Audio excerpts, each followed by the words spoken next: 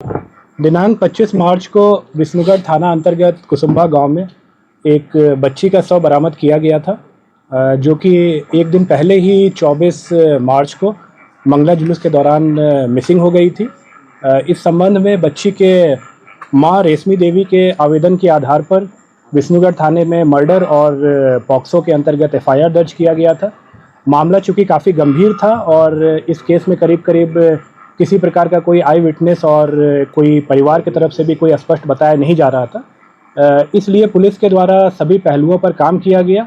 विभिन्न प्रकार के टेक्निकल एविडेंसेस पे काम किया गया, कई प्रकार के फॉरेंसिक एविडेंसेस कलेक्ट किए गए, कई लोगों से पूछताछ किया गया जो कि किसी न किसी रूप में हमें कोई इन्फॉर्मेशन दे सकते थे, सभी से पूछताछ किया गया। अंततः पुलिस के द्वारा इस घटना में सम्मिलित 3 व्यक्तियों को आइडेंटिफाई किया गया और मर्डर कब और कैसे हुआ ये हम लोग अनुसंधान के दौरान पता कर पाए। जो 3 व्यक्ति जिनको कि गिरफ्तार किया गया है उसमें एक मृतका की अपनी मां रेशमी देवी है, उसके अलावा गांव की ही एक महिला शांति देवी हैं जो कि उनको भगतनी भी कहा जाता है और उनके द्वारा मुख्य रूप से तंत्र मंत्र इत्यादि का काम किया जाता है। और तीसरा व्यक्ति इसमें जो शामिल था वो था भीमराम। ये तीनों एक ही गांव के रहने वाले थे।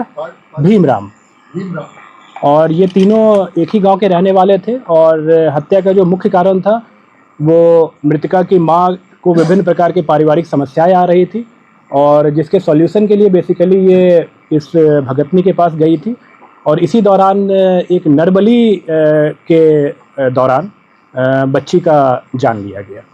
और 3 व्यक्तियों को जैसा कि मैंने बताया कि गिरफ्तार किया गया है और इन तीनों के खिलाफ बहुत जल्द हम लोग पुख्ता सबूतों के आधार पर चार्जशीट सबमिट करेंगे और प्रयास करेंगे कि इनको कठोरतम दंड मिले। बच्ची का जिसके बारे में बताया जा रहा है 12 वर्ष की बच्ची थी। हाँ जी बिल्कुल। ये अवैध संबंध से जुड़ा जा रहा था।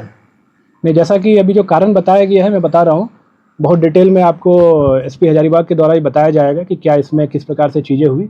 बट मुख्य रूप से ये नरबली का मैटर था, एक अंधविश्वास का, एक तंत्र मंत्र का ये मैटर था।